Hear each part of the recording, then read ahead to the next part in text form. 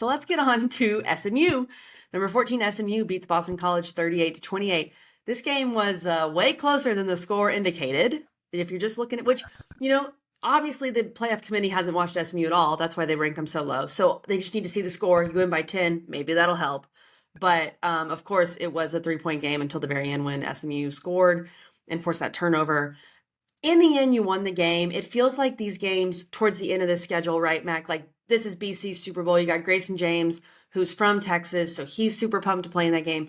BC, it feels like maybe they rallied together since Castellanos quit. It felt that way a little bit. And BC's a solid team. Like BC had Missouri on the ropes at Missouri, right? This is a pretty good team. But SMU survives. Kevin Jennings made a bunch of plays. The trio, or just the ability they have with Kevin Jennings and his mobility with Brashard Smith, who's one of the best running backs in the country, it's really, really, really hard to stop. So I was impressed. I do have to say this, Mac, and this may be an unpopular take. I hated those SMU jerseys. You and I have talked about this, Mac. SMU has like the best colors in the world. Look behind Mac. They are Ingles and Graham and Mac Lane colors. They are the perfect colors. Your white with the blue and the red and your Mustang logo and your normal white helmets are fire. I felt like I was watching like a knockoff Duke play. I hated the uniforms, Mac, but love the win. Sorry. SMU fans. I had to be honest. SMU brethren. Excuse me, family. If I could kick KG off of this I'm not podcast sure they right like now, I them. would Do they this like whole them? part. I love them. It is fire. Those are some of the best jerseys I've ever seen. Are you Absolutely crazy? The all black. It's like, first of all, I think it's for. I hope this doesn't make you feel bad. Oh, no. I think it's for like first responders. I think it's like like cops, and I think that's why they did it. Maybe I could be wrong, but I think that's why. I love that. I think that's why. Yeah.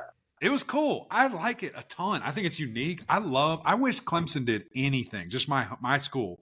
I wish we did anything. The purple out. Okay, great. Yes. I love that. I so love much. the purple. But just something unique, something different. Yeah. See, that's their purple, the blackout. That's okay. Cool. We can't spend too much time here, but you and I, this is a fundamental disagreement in our business relationship. Well, yeah, because you're 90 years old and I'm not. For example, Mac, to me, BC's jerseys, beautiful. Because that's what BC has worn for 100 years. I love BC's combo. I like how they do it.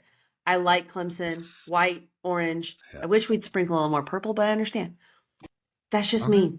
I'm traditional. I get it. I'm traditional. I understand. But anyway, this is not the point. That was, that was crazy. I didn't expect to get riled up about that.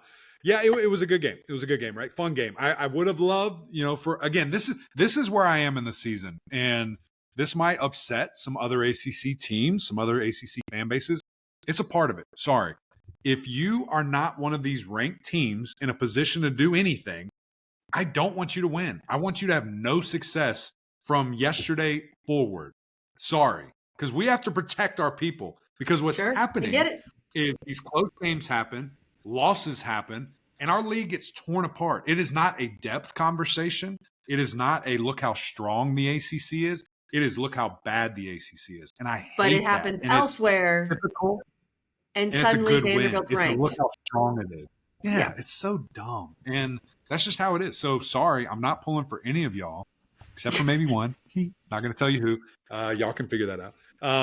But other than that, I'm not, and I want our ranked teams to do work. And so I would have liked that better if SMU would have won by 90 and really put out a statement and a point.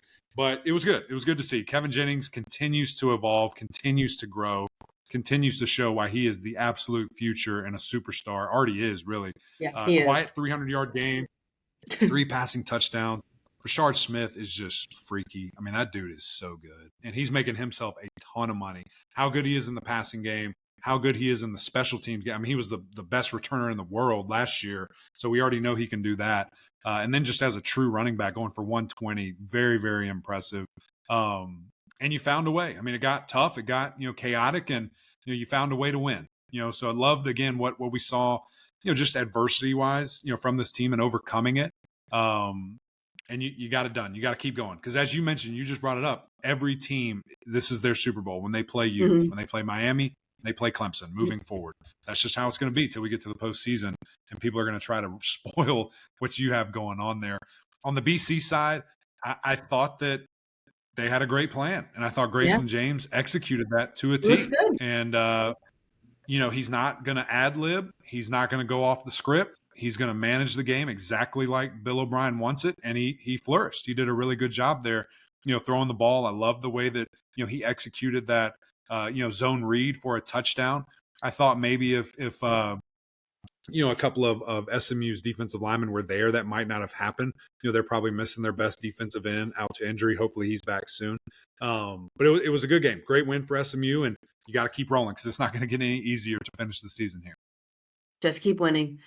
Probably doesn't help SMU that BYU lost. We'll talk about that more on our mailbag episode, by the way.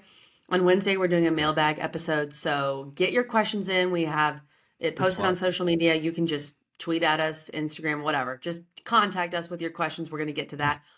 Mac, BC does need to beat either UNC or Pitt to get to a bowl.